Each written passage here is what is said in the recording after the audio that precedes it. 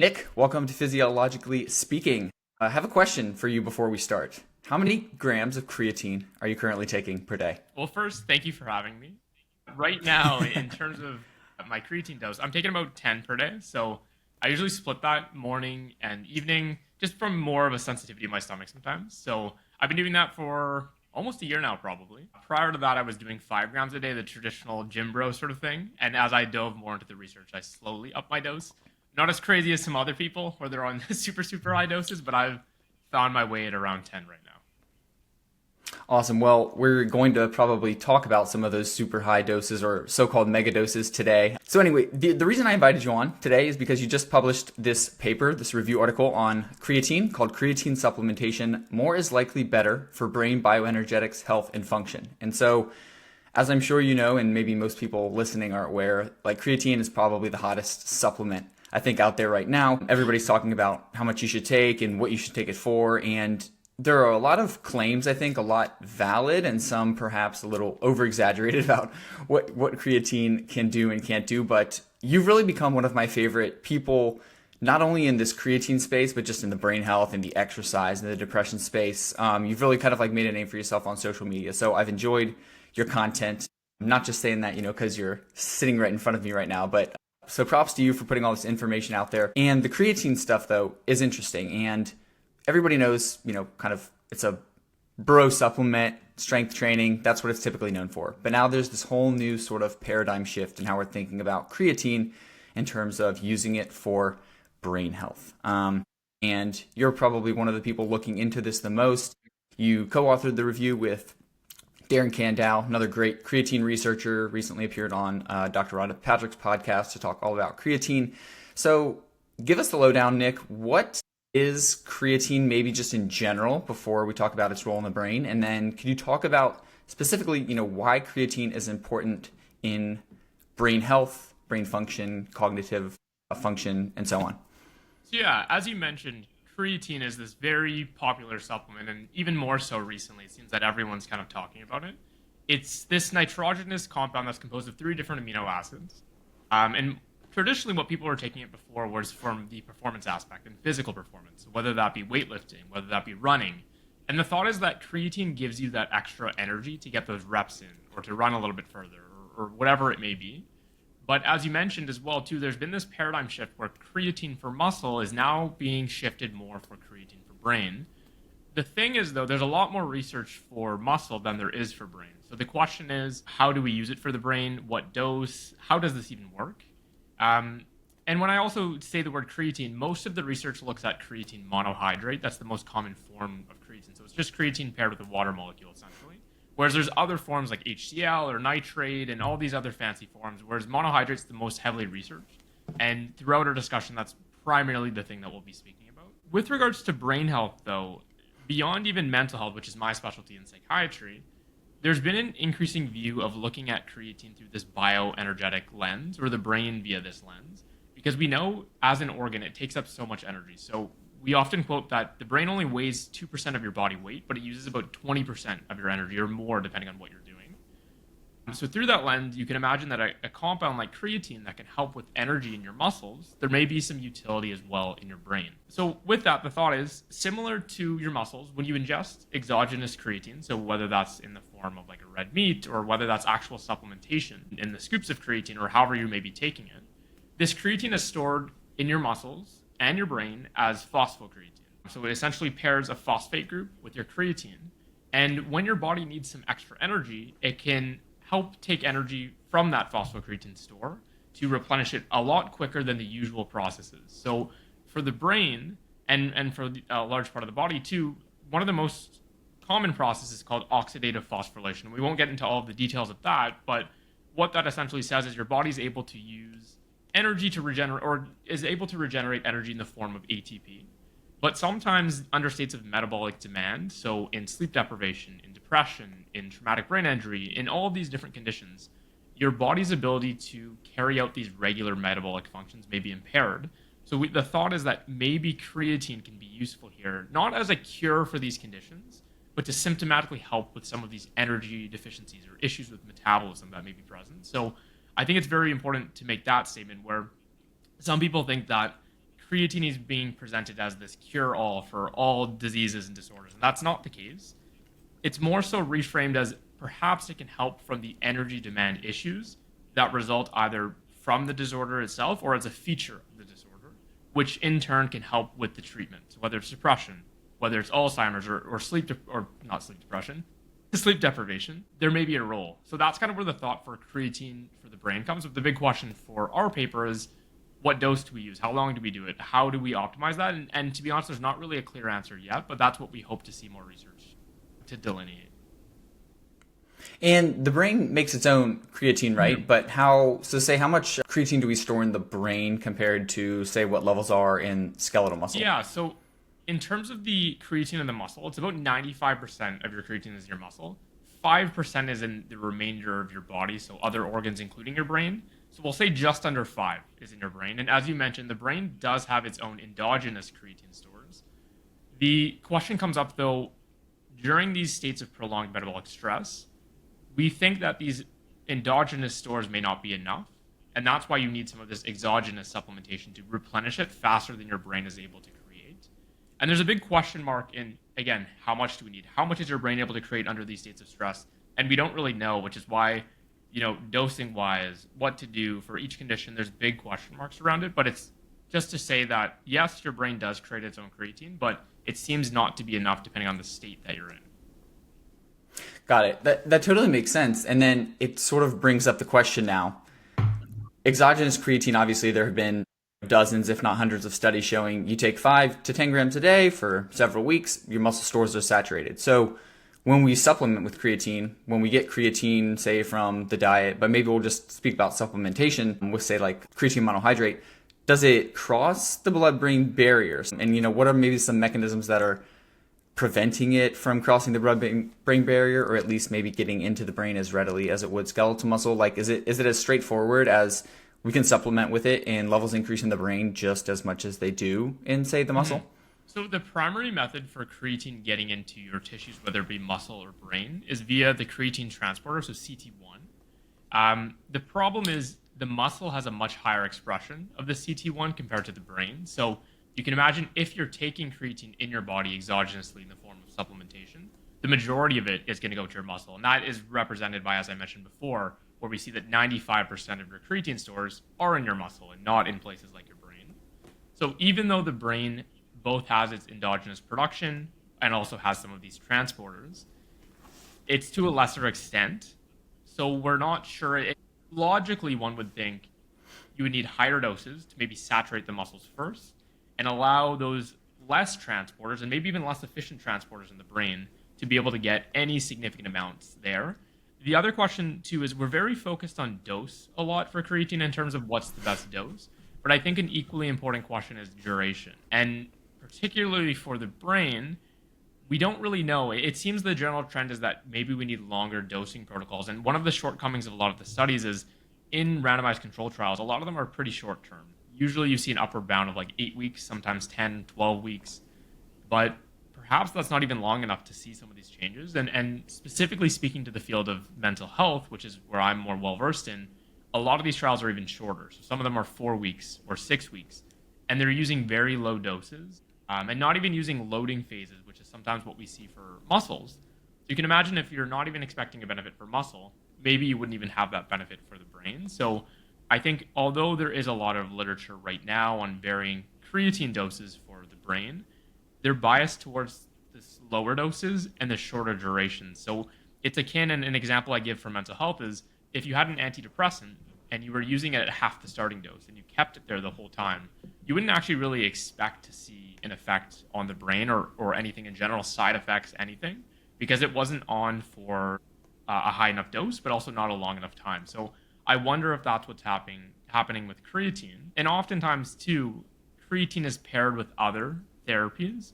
So it's hard to look at the effect of creatine alone. And again, referring back to the mental health trials, creatine's always paired with something like an antidepressant, or it's paired with therapy. So you're never really examining just that effect of creatine. So there's a lot of variables in the literature from that front.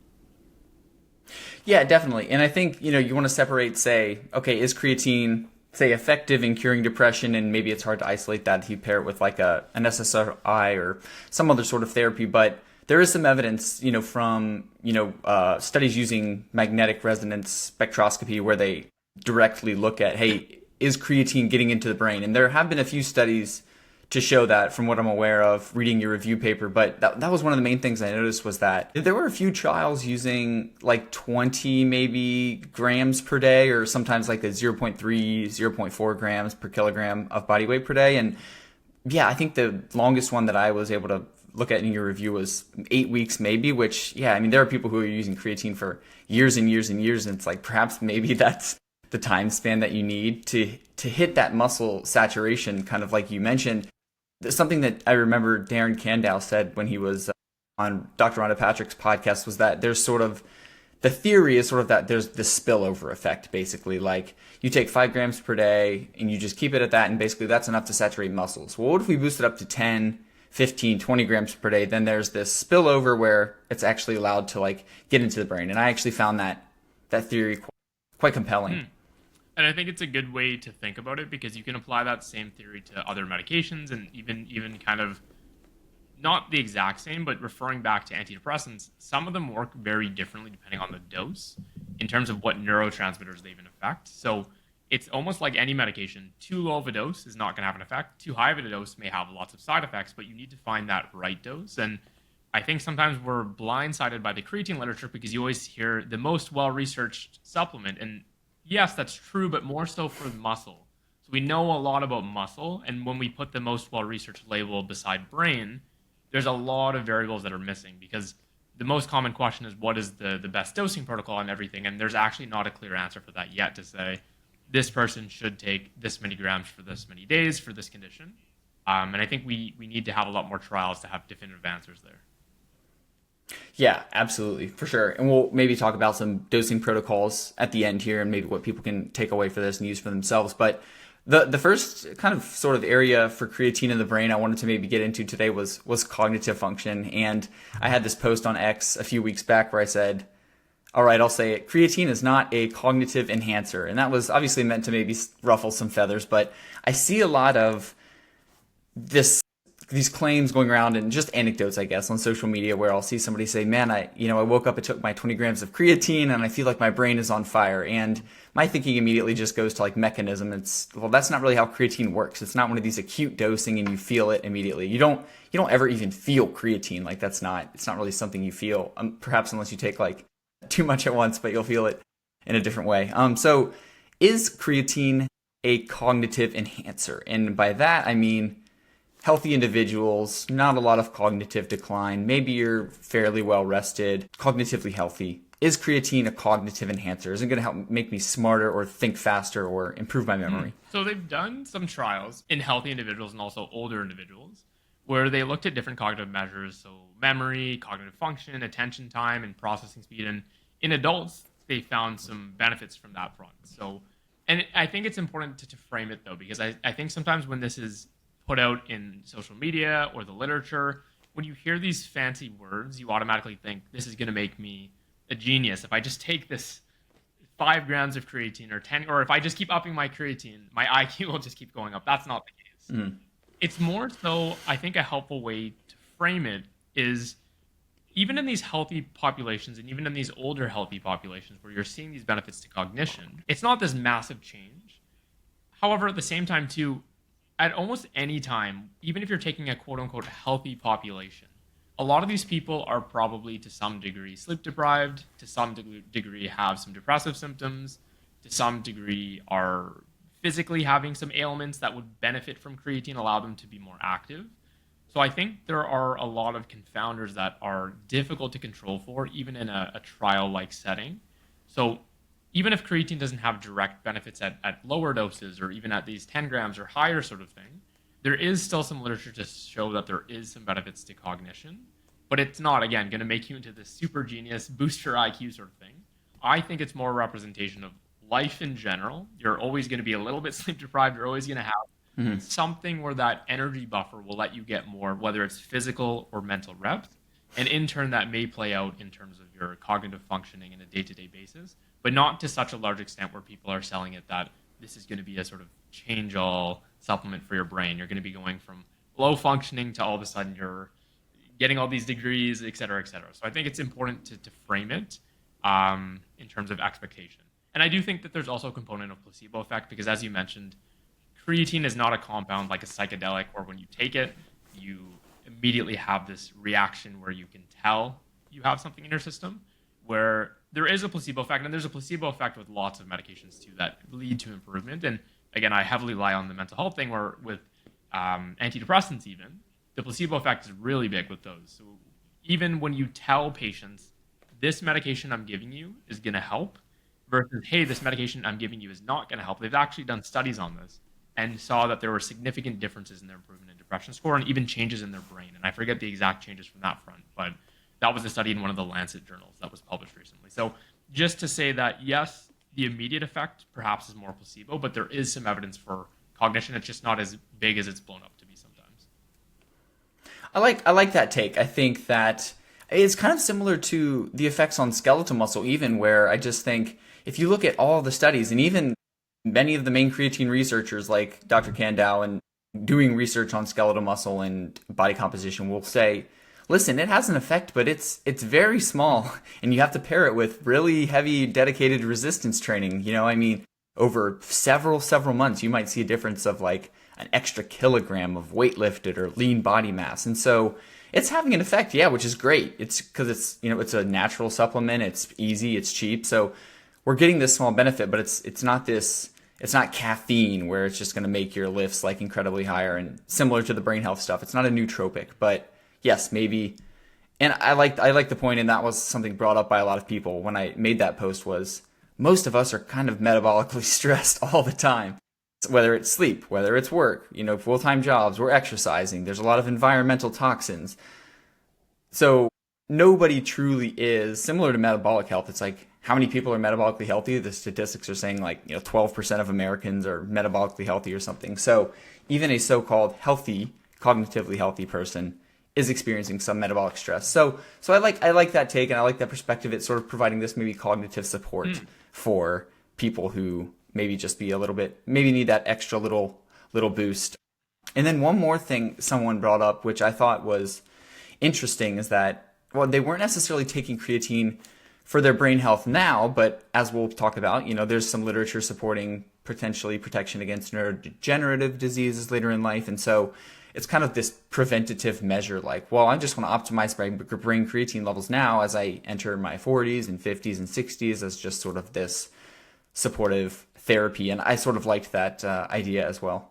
And I think, yeah, that's one rule where we sometimes, like as I mentioned before, look at creatine in isolation, but there's even a selection bias for people that are taking creatine that then choose to be active. There's this sort of whole pathway that someone can go down where you're already selecting someone that's wanting to take a supplement to care about their physical or mental health, which we know are both very much intertwined, where this can lead to downstream benefits to someone's cognition. And that can lead to protective effects against something like Alzheimer's or various forms of dementia that happen later in life, which can be highly protected against from things like exercise. And creatine goes hand in hand with that too. So that's why sometimes we see some of these associations that maybe isn't directly just because of the creatine, but it can also be confounded by other variables, which are helpful, frankly, when it's exercise or healthy sort of patterns. Yeah, absolutely. There's a synergy among like a lot of these interventions too, which is kind of cool. So in the paper, you talked about a few conditions, and admittedly, like there's not a ton of research here, but the stuff that has been published is pretty interesting. But some specific conditions, specifically brain health, that might sort of be benefited by creatine. The first one I want to talk about is one of the most popular ones. We were just chatting offline about how this paper was published.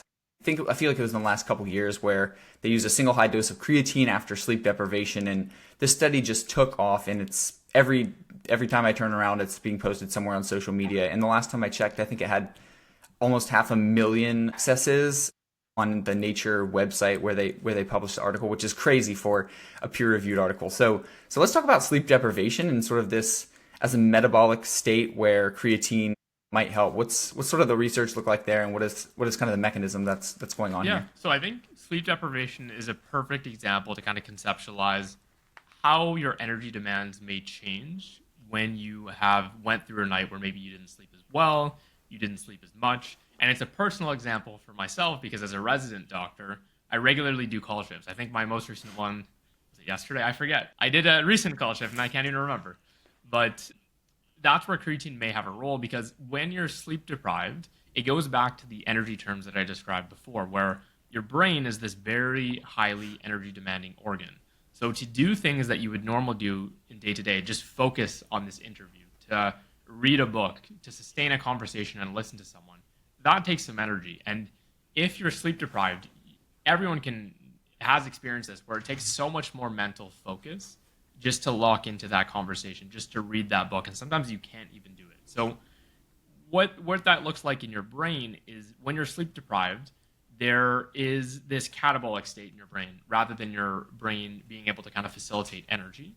And this leads to changes in your memory, and it shunts some of the energy resources that would otherwise be going to your brain elsewhere because your body's just trying to repair. So the thought is with creatine in this state, and in this trial specifically, if you're able to give someone creatine, and what they did in this trial, I believe it was 0.35 grams per kilogram, which is a pretty big dose depending on how much the person weighs. They gave a single dose in people that were sleep deprived for 21 hours, creatine, and then they checked cognitive tests, and they also looked at brain changes, and they saw that brain creatine levels increased. I forget exactly by how much. And some of the other metabolic changes that happen in your brain as a result of sleep deprivation also improved. So this is a pretty powerful trial because there's not a lot of trials out there looking at a single dose of creatine.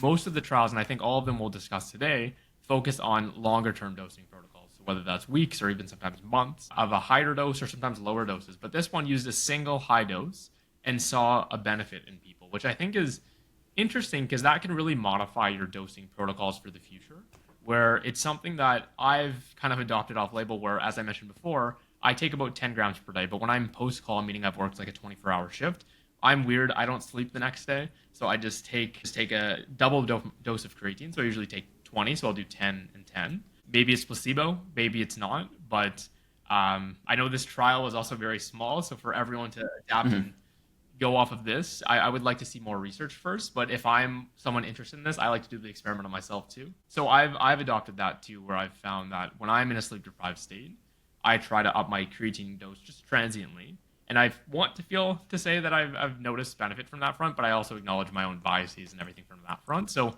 I do think it's very interesting, and I'm hopeful to see future trials in sleep-deprived states with various different doses, different timing of the doses, different types of creatine. And I think there's a lot of questions that come from this trial, which is why it went so viral by so many different people, because it's just interesting. And it's very applicable to so many different people. I think I had shared this study on Twitter or X, and a lot of new parents were like, this is great, because we're always sleep deprived. You know, if my baby is up all night crying, I'll take my dose of creatine, then I'll be okay. And even, it's funny, some of the staff that I work with that are my supervisors, they had seen my tweet, and they're like, I do this now too. So it's interesting. It's still very preliminary evidence, which is what I like to say too. But I think we'll see more come out to see what exactly is this dose doing, to what degree does it help, and what is the best dose. Because right now it was just a single dose that was modified based on weight, but we don't know what is optimal. For sure. The single high dose thing was fascinating because, as you mentioned, like I don't think there are any really acute creatine studies. They're all supplementation. So this one, it's like, oh, you hit them with this huge dose and the brain like takes it up. And perhaps you need, going back to that metabolic stress, perhaps like you just need the brain to be in such a compromised metabolic state that actually if you do give it this acute dose, it's just like creatine hungry almost in a way, like energy hungry. And that was kind of my speculation about maybe why it actually increased the brain creatine levels. But something else I found interesting about that study, and this kind of goes against my creatine is not a nootropic, but when they did the single high dose of creatine, they performed better on some of the cognitive measures the next day after that high dose of creatine when they were sleep deprived compared to when they were well rested. So it didn't just like rescue their cognitive function, it actually improved it more than when they were fully slept. So that, I think it was just a few of them. It was not on maybe every single cognitive measure, and I'm not sure what the exact measure was, but I do know that that was one of the findings there that kind of stuck with me because it like actually boosted their cognitive function. And again, you said, you know, small study, preliminary results, but nonetheless very interesting, but super practical. That's the virality of it, I think, was certainly due to like, this is something you can do right now. You don't have to do it for 8 weeks. It's oh, I'm sleep deprived, I'm going to take my creatine. The interesting thing though is I wonder, because the way the study worked, they knew they were going to sleep deprive them, obviously, because they designed a study. So they did creatine proactively. They did the single high dose, and you can correct me, maybe I'm getting this wrong, but I think they did the single high dose before they did the sleep deprivation. And the way many people I feel like are doing it is they're sleep deprived and then they take it, because obviously maybe you don't know, unless you're like you, Nick, where you know you're going to be doing a shift, so you could take it beforehand. But a lot of people, if my son wakes up at midnight and won't go back to sleep, I'm sleep deprived, but I didn't take my creatine because I didn't know I was going to be sleep deprived. So do you think the timing there matters, or maybe it's hard to say? It's hard to say without the direct evidence, but I think there's probably a better role for being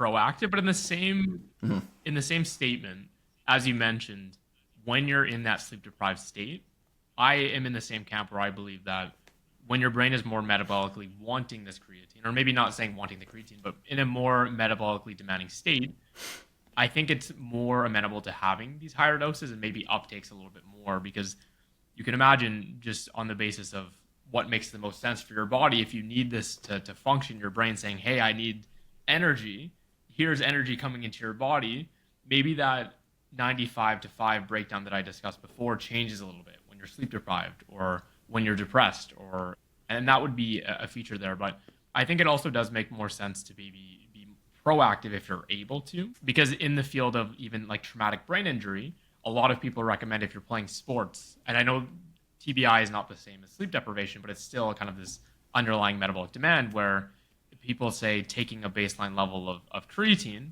can be protective if you were to sustain a TBI. And perhaps the same would apply here in sleep deprivation, which is kind of why my baseline dose of 10 is more of this buffer of a high dose that I take, and then I just kind of add to that buffer on days that are even more worse. Totally. I think that's a good strategy. Yeah, for the TBI stuff, I know there are a lot of people who are like, if you're playing a contact sport, if you're playing football, if you're playing hockey, if you're playing lacrosse, like, you should be taking creatine probably, at a 10 to 20 gram dose every single day, because the potential for that TBI is like right there. I guess that leads us into, maybe we can just talk about TBI quickly, because that was another area you chatted about in your review. So traumatic brain injury, and we can maybe talk about like how metabolism of the brain is altered in all these states. I know there are some similarities between a lot of them, but there are some differences. So for traumatic brain injury, I know a lot of people may not think they're at risk for it, and people aren't experiencing this from day to day. Certainly you are if you're playing like a contact sport, but for people who may be concerned with it, especially maybe parents with young kids and like contact sports, what's the literature look like for traumatic brain injury and creatine supplementation? So yeah, first I guess to define some of the brain metabolism, or what's happening in TBI. So TBI, to describe it, is as the word is you sustain an injury that results in injury to your brain. So whether you're playing football, it doesn't even have to happen during sports. If you're in a car accident, there are various mechanisms where you can sustain a brain injury. So that's where the thought of it, as we discussed before, supplementing prior to this injury can be helpful for recovery and lessen some of the impact of what happened, because in that brain injury, there's essentially an uncoupling between the energy supply and demand, because various parts of your brain, depending on what you hit and what happened, are now injured, and different areas require different amounts of energy to heal and to not heal, and all these different things. So there's just a lot of mismatch in the brain. And the thought is, again, creatine can serve as this sort of maybe band-aid where it can help restore some of that energy balance. Again, not to cure your TBI. A TBI that requires a hospitalization isn't going to be cured just by creatine supplementation. But the thought is that perhaps by supplementing it during this time with additional help may be helpful. And that's what they found in a trial. They actually did it in kids, and I forget the average age of the kids in this trial, but they supplemented them with, I believe it was, I'm forgetting, I think it was 0.4 grams per kilogram per day for about 6 months. And these were kids that had a really bad TBI. They were actually in the hospital, in the ICU sort of thing. So that means they were in the intensive care unit requiring a lot of medical support. And they supplemented for 6 months. So this is quite a long time. And what they found was that when supplementing with the creatine, there was increases in parameters of cognition, a lot of different factors in cognitive function, even a bunch of different physical parameters, and their length of ICU stay, so the time that they needed to stay in hospital, was actually decreased. So that's not to say that creatine, again, can be standalone to treat a TBI, but perhaps there's a role in people that have sustained one, or people that are in a high likelihood to sustain one, like you're a football player or any contact sport or any dangerous sort of situation, proactively, because creatine has a very favorable risk benefit ratio where being on creatine, there's not a lot of risks associated with it apart from maybe your stomach gets upset or you get some water retention, which can be big depending on what sport you're in. But that's why I think there may be a role in the TBI sort of population as well too. For TBI, so you mentioned that the length of stay was kind of decreased. So what, maybe this isn't your area of expertise, but like what are the parameters that somebody has to meet to like say get discharged? Does this go back to like kind of their brain function or their brain metabolism? Is that sort of like the reason, or maybe it was just do you know if they did some of those functional measures for TBI and to show how maybe creatine is working there after it Yeah, happened? so when you're admitted to the ICU, obviously it'll be a little bit outside of my area of expertise in psychiatry, but when admitted to the ICU, sometimes you could be discharged. Doesn't mean discharged directly out of ICU home. It can be discharged to a lower acuity care unit. So what that represents likely is that these people, they were able to reach a lower level of acuity faster than those that were not on creatine. So which means that they likely recovered a little bit faster. It doesn't mean that this led to a complete recovery if someone sustained a massive TBI, but it means that maybe that recovery was enhanced. Maybe they were able to engage with their physiotherapist and be able to mobilize a little bit faster. Maybe their care needs in terms of medications or intubation, all of these different things were no longer because maybe not just because of the creatine, but it seems that it was helpful from that front. So it just shows that their level of care that they required decreased at a faster rate than those without creatine. And again, not as its only treatment. They got out of ICU, which isn't always a cure-all sort of thing. They could have been admitted to a medical ward after that and required a lot more recovery still. But it shows that the severity and the rate at which it improved was faster than those that were not on creatine.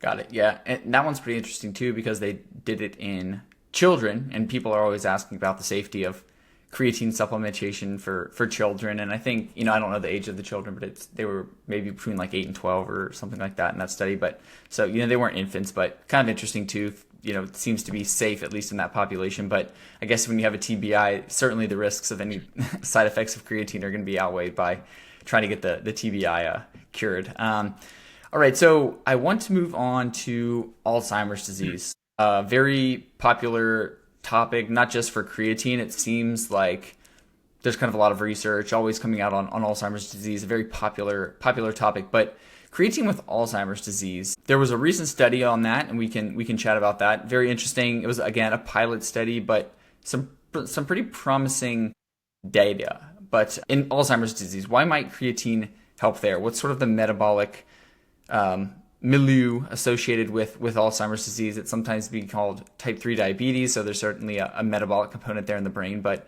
can you tell us a little bit about theories behind Alzheimer's disease, where creatine might benefit, and then we can maybe talk about this study a little bit? Yeah, so in Alzheimer's disease, the manifestation of it is oftentimes this impairment in cognition, memory, and the traditional thing is you have this loved one that can no longer remember what you're telling them, and as it progresses, the disease can really affect their memory, even from distant memories. And it can be like this person that you're speaking to never really knew you. And that can be very devastating for a lot of people. So the same thing as I mentioned for some of the other disorders, the thought is if we look at the brain through this energetic lens and metabolism and what's going on, and they've done studies looking at people with what's called mild cognitive impairment. So this is kind of like what we would call a pre-dementia sort of phases, when people are starting to show early signs of cognitive impairment, but they're not yet having the functional impairment of dementia where they're not able to carry out activities of daily living or what we call instrumental activities of daily living, but they're showing some changes. And we see metabolism changes at that phrase, and specifically with interest to this conversation in terms of creatine, in people with Alzheimer's disease, there have been lower levels of phosphocreatine found in their brain. So that is the creatine that's stored for the backup energy sort of thing. And as the disease progresses, those phosphocreatine stores seem to also decrease as well. So kind of fitting with what we discussed before, where there's less and less of that reserve in a metabolically demanding state. And again, not to frame this as Alzheimer's as a creatine disease, but it seems to maybe be a component of it. And then another interesting thing is people that don't even have Alzheimer's disease or people that don't even have mild cognitive impairment but have a genetic risk for Alzheimer's disease. So it's an allele called the ApoE4.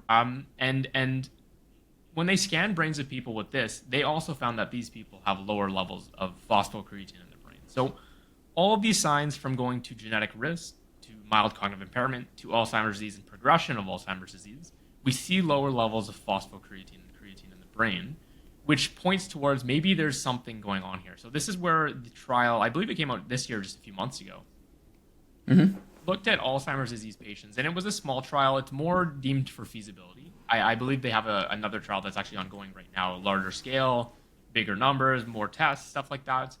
But this trial, I believe they gave them 20 grams of for, correct me if I'm wrong, I think it was about 6 weeks? Oh, 8 weeks, I think. 8 weeks. And they found increases in brain creatine, and they also saw improvements in different cognitive measures. So again, these weren't drastic improvements where people were going from having Alzheimer's disease to not, saying, hey, I remember you now, et cetera, et cetera. But there are improvements in their cognition. And I think it's, again, important to frame expectations, because right now in Alzheimer's disease and in a lot of the dementias, most, if not, there's not any treatment that is really reversing the disease itself. We have a lot of treatments that can slow it down, and eventually it's still, the memory decline goes on and the deterioration goes on. But there are no treatments that really reverse Alzheimer's. There are treatments that claim to reverse Alzheimer's disease, but there's nothing that's definitively doing that. So to see creatine, again, a low-cost, very available supplement, having a signal in cognition, I think is promising, because it's a very simple thing that could be applied to people that have these dementias if it's replicated on a larger scale. And I think that's why these results, although a small trial, is very promising, because it's good to see in conditions where we don't have a lot of treatment options right now beyond maybe halting it for a few months or a year or two. And if you're able to restore just enough cognitive function in someone to perform their activities of daily living, I think that's a huge win, because people that have Alzheimer's or various forms of dementia, their quality of life very quickly tanks because they're not able to do these things for themselves. And being able to sustain any amount of that, I think, is super, super important. So I think, again, to highlight, creatine will not be a cure for Alzheimer's, but it may be able to restore some of that cognition. But we need replicated, bigger trials to really say, again, how much, what works, what's feasible, what can we expect in the long term. But it's a very promising early signal. And the fact that they increased their brain creatine levels, I think it was by around 10% in that study too, is pretty cool, because as you and I were chatting about earlier, some of these studies show that even after maybe 8 weeks of like a high dose, brain creatine might not increase that much. So the fact that it increased by 10% is great. And the fact, these people had Alzheimer's disease, so maybe there's, again, the compromised metabolic state is perhaps necessary to sort of see those brain creatine levels increase. But yeah, another popular study. I knew that one was going to come out at some point, so I was excited to see that released. And of course, it got a little bit too much, not like too much hype, but being a pilot study, and everybody just wants to say, oh, creatine, we found the cure for Alzheimer's. But it is cool to see something that's something not targeting, say, like the amyloid beta, and we've tried that multiple times and it doesn't seem to help very much. The fact that the ApoE4 carriers, and that was something I didn't know, but after reading your review, that the ApoE4 carriers have lower levels of brain creatine was interesting. And it almost just points to, we can't say this, but like perhaps a causal role, because these people don't have Alzheimer's disease, but they have the risk factor, ApoE4, which we know is a genetic risk factor for Alzheimer's. So it's like, could this be an early warning sign? Does this, people could start supplementing proactively? It's very interesting. So when I read that in your review, I found that it's something I didn't know. No, it's a very interesting thing. And I think it goes to show, even with Alzheimer's and a lot of the dementias, we think the common view is sometimes that it just starts when you reach a certain age. My view is, I think that eventually we're going to reach a point where we can see whether people have it early on. I believe that's a process that probably happens throughout life. And even in childhood and adolescence, and as you get into your teen years, I do imagine that there are maybe changes that we'll be able to see and perhaps act on earlier to either prevent the onset or delay the onset significantly. Because right now we're playing more of a game where, okay, you've reached this level of functional impairment, or you've reached this level of change on your objective cognitive score that we're doing, whether it's a MOCA or these different things that we assess with patients. But I think the biggest thing is in prevention across medicine, and we're very bad at that right now. We're too reactionary beyond even dementia.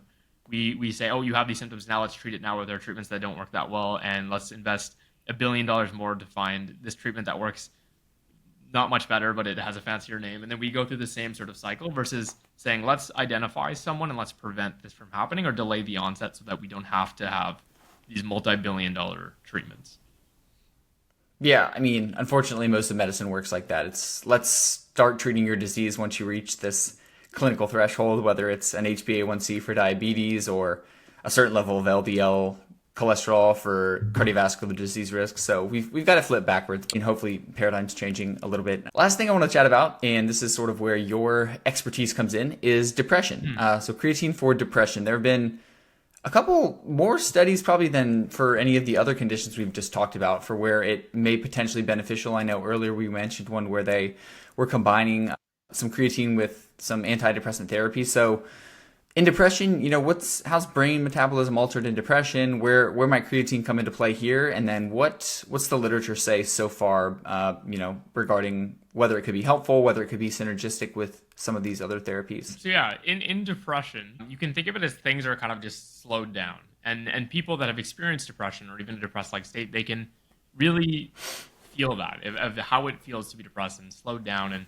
how much energy, as I mentioned before, it takes to just focus on different tasks or to find the motivation to even do things, to want to get up and go for a run, to want to go to the gym, to go to your work, to even sustain a relationship that you actually care about. These things are so difficult.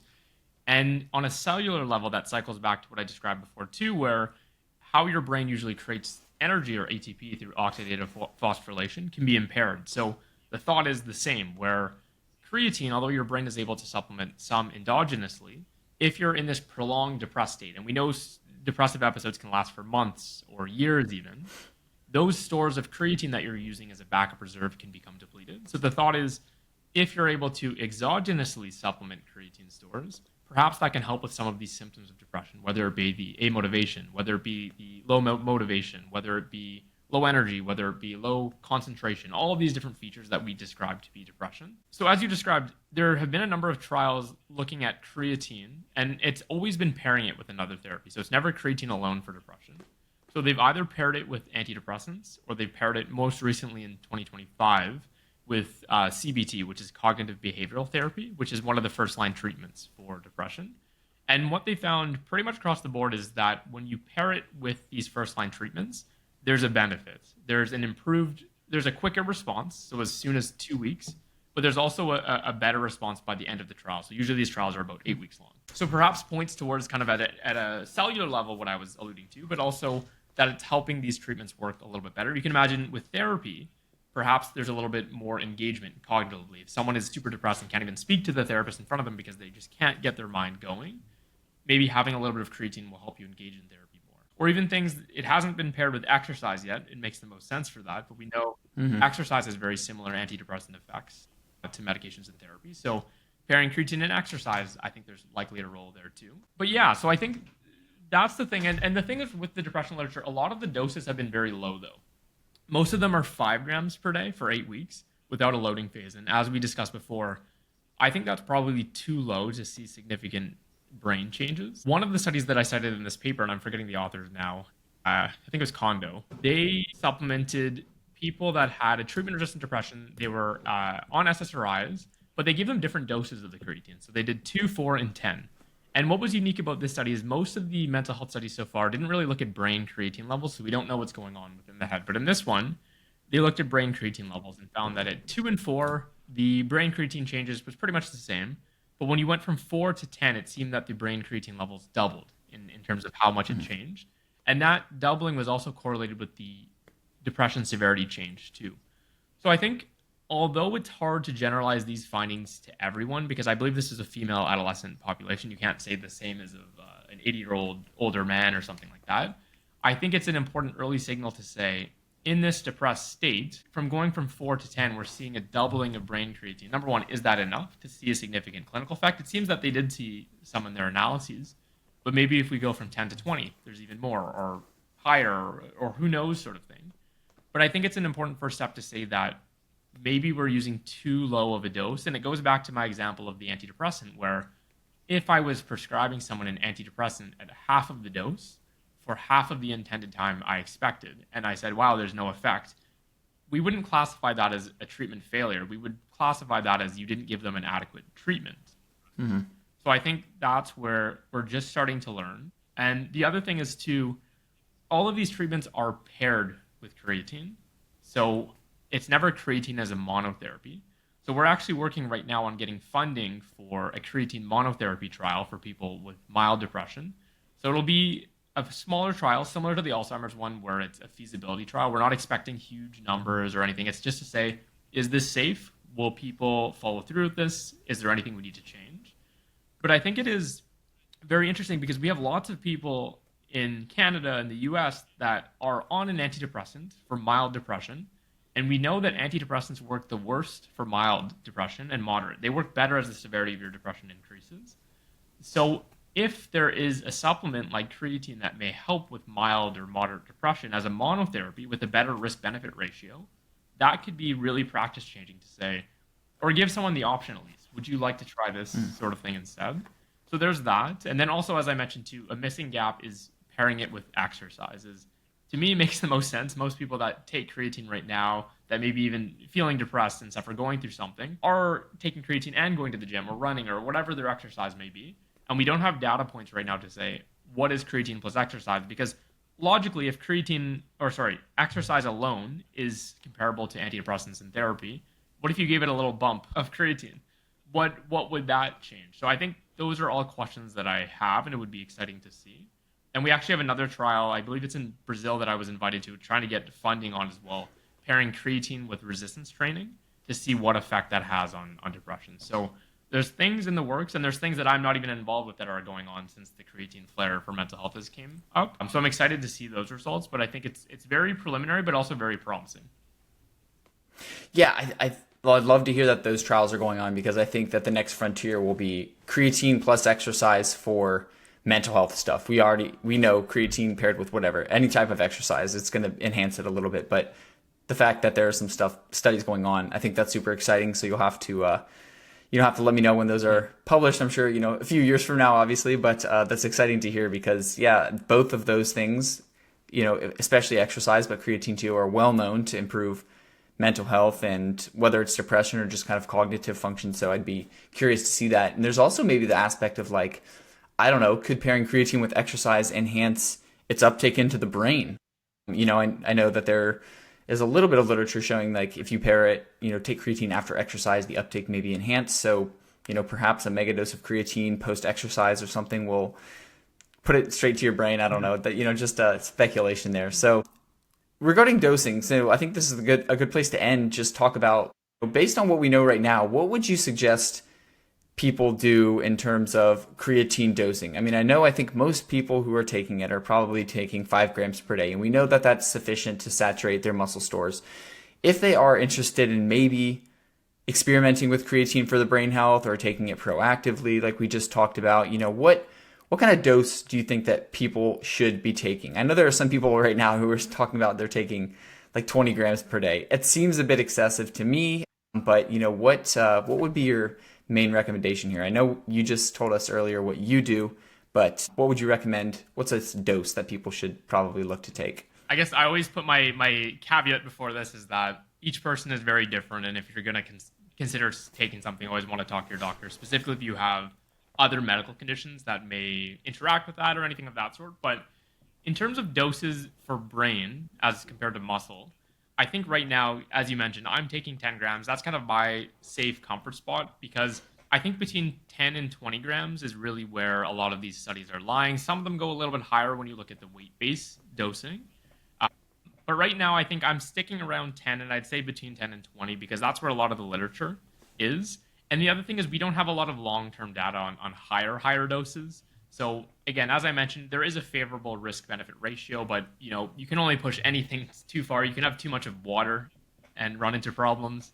So I would say between 10 and 20 grams per day is probably a safe spot. So, and as I mentioned before, even what I'm doing is in a time where I'm more sleep deprived, that's when I push it up more acutely to the 20 side, but then usually around the 10. So I think right now we need more research to have really a clear answer, and it depends on the condition and all these different variables, but that would be kind of the dosing range that would make the most sense based on the literature right now. But yeah, I think it makes a lot of sense to do a 10 gram per day, and then as you mentioned, in those unique situations where maybe you didn't get enough sleep, or one of the conditions where I sort of like to do this is after, say, a day where I do a long run. So if I'm running for, let's say, like 2 to 2.5 hours, which is a little bit longer than I'm doing on most days of the week, I will up my creatine dose to, I mean, I'm taking 5 grams per day now, but I'll do 10 grams on those days where I do an extra long run. So obviously that's not kind of for the brain benefits. I mean, maybe a little bit, so I'm not like a zombie the rest of the day, but for the recovery benefits too, I'm like taking a higher dose. So I like the idea of like,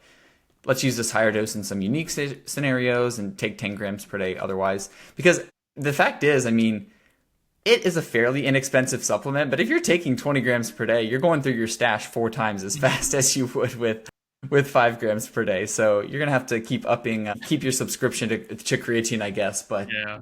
the creatine companies won't complain about that. You did mention, and before we go, you mentioned a few other strategies for enhancing brain creatine levels specifically in the review paper, and a lot of these I hadn't actually ever even heard of. So could you just mention a few of those that seem to specifically be types of supplements that might increase brain creatine levels, as opposed to, say, like the skeletal muscle, which creatine monohydrate has obviously been well shown to do. Yeah. So yeah, for a few of the things, I thought it would be helpful just to add on from a research standpoint, because a lot of them are either very preliminary animal models or they're based on very small sample sizes in humans. But I think nonetheless, more investigation, because so much of our focus is just on creatine that we kind of have our blinders on. And I think it's useful to look at other supplements. So some of them, one is called GAA, and I'm going to butcher it if I try to say the full. But it's essentially a natural precursor to creatine. And they've done small studies in humans. I think it was restricted just to males, where they saw that pretty similar doses of creatine and GAA resulted in similar or actually greater increases in the brain for the GAA supplement. And then another one is cyclocreatine, which is another creatine analog. In mice, demonstrated improvements in brain creatine levels. But again, animal study, humans are not mice, but I think nonetheless warrants more investigation. And then another one I think is kind of funny, but also interesting at the same time, is some drug delivery methods have now been looking at the intranasal route. I don't recommend anyone snort their creatine. Yeah, darn. But in rats, they actually did a study of intranasal versus oral creatine and found the intranasal creatine increased brain stores more than the oral route. So again, big caveat for people is do not snort your creatine. The formulations for these intranasal creatine in rats, again, not humans, is very different than the supplement that you have that you're taking orally. So don't be snorting your creatine. But we do see it in other medications like ketamine and psychiatry and stuff. Sometimes it's intranasal. So I think it's an interesting route. It makes sense as well too if it's prepared correctly, but nothing that people should be doing right now. These other strategies were more so geared from the research realm to say, let's put all these in one area for people to kind of read and then be able to explore some of these other methods, because perhaps the answer isn't just increasing the dose, because I know that's what our paper was titled, but I think it's also equally important to look, are there other avenues beyond the dose to optimize brain creatine levels? Yeah, no, absolutely. I love that. Because, yeah, dose duration, two variables to play with, but perhaps other types, perhaps combining it with things I mentioned like exercise or maybe carbs or protein after exercise. I don't know. Those are, kind of all ways that may enhance its uptake. And there was one thing also that you mentioned that was potentially like long-term supplementation has the potential to downregulate the creatine, the CT1 transporters. So would that, is there any evidence that people need to cycle off creatine? I mean, I've never heard that we need to cycle off because we might lose some of our transporter. They may become less receptive to or less sensitive to creatine.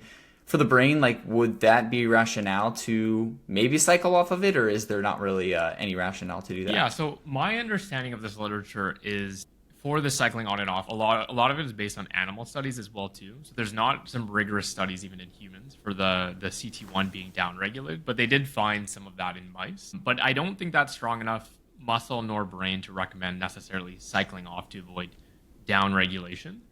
I do think it becomes a question of our creatine doses become super, super high or something, and now we're looking at 50, 100 grams of creatine sort of thing. Then maybe you're really flooding these transporters and causing the body to say, let's downregulate this to prevent the amount of creatine that's coming in. But right now, I don't think we have enough evidence to say that we need to necessarily cycle on or off for some time to avoid downregulation. But I think it's worthy of re-exploring if we're entering crazy high creatine levels in the future. Absolutely. That makes sense to me. Well, Nick, this was a lot of fun. I learned a lot, not only reading your paper, but chatting with you today. I think this is a cool new area. It's just like the next frontier. There's literature that's exciting, but I think there's so much more to explore with creatine in the brain. I mean, I hope that to see stuff on exercise still continue to come out, but I just feel like there have been decades and decades of that. And, I won't say we know all we need to know about it and how it interacts with exercise for resistance training and aerobic training. But for me as an endurance athlete, I'd like to see a little more research there. I think creatine for runners is kind of an interesting area, but this area of the brain, it's super interesting. So I appreciate you joining me today to chat about your paper. Congrats again on that, and let people know where they can find you. I know you're on X, maybe you're on Instagram, but let people know where they can find you, follow you. As I mentioned, your stuff is awesome. You're always posting cool new studies. You're one of my main sources of information in the mental health and lifestyle sort of intervention space. Well, first off, thank you for all of the kind comments, and thank you for having me. It was a pleasure to be able to chat about everything. But yeah, if people would like to hear more about me, as you mentioned, I post a lot on X or Twitter. I like to break down studies. Sometimes it's a single post. Sometimes I do more in-depth threads. I try to post at least one study daily. I'm also active on Instagram, less so. I post some of these podcast clips actually on my Instagram. If people tag me, I'll put it on my Instagram. It's the same for both, so it's NT Fabiano, so that's Fabiano. But I would say, yeah, if you want to see me the most active, it's probably on X or Twitter. Awesome. We'll keep up the good work, and I'll heavily refer people to follow you on those platforms, and they'll certainly learn a lot. But looking forward to what you put out next, Nick, and maybe in several months, a year, when you have kind of more information and more published papers, you'll come back and join me, and we'll chat some more. For sure. Thank you for having me again.